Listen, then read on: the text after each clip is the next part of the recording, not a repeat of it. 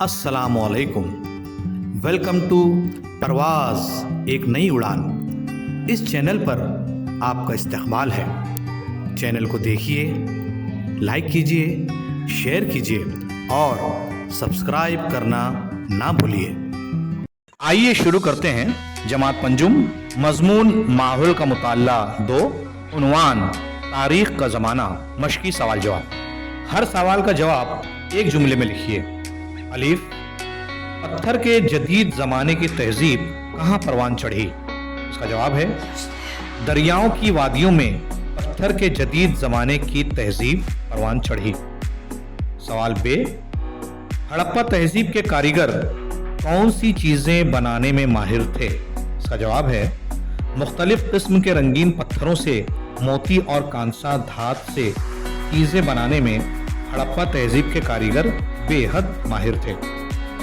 अगला सवाल है कि मुंदरजा झैल सवालों के मुख्तसर जवाब लिखिए। इसका अलीफ है हड़प्पा तहजीब के शहर किस तरह तामीर किए गए थे? इसका जवाब है हड़प्पा तहजीब के शहरों की तामीर मंसूबाबंद थी।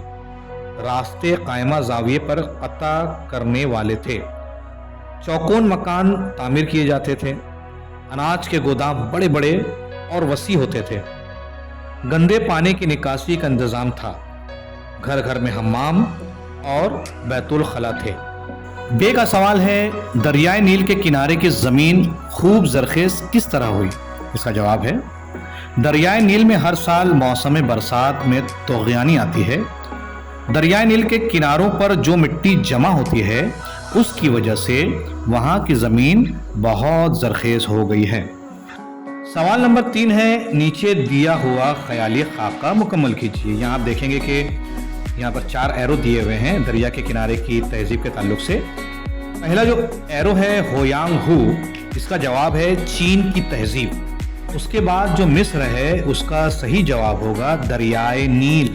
फिर नीचे जो है सवाल है मेसोपोटामिया, इसका सही जवाब है दजला और फरात। आखिरी है सिंधु, जो सिंधु एरो दिया हुआ है, इसका सही जवाब है हड़प्पा तहजीब।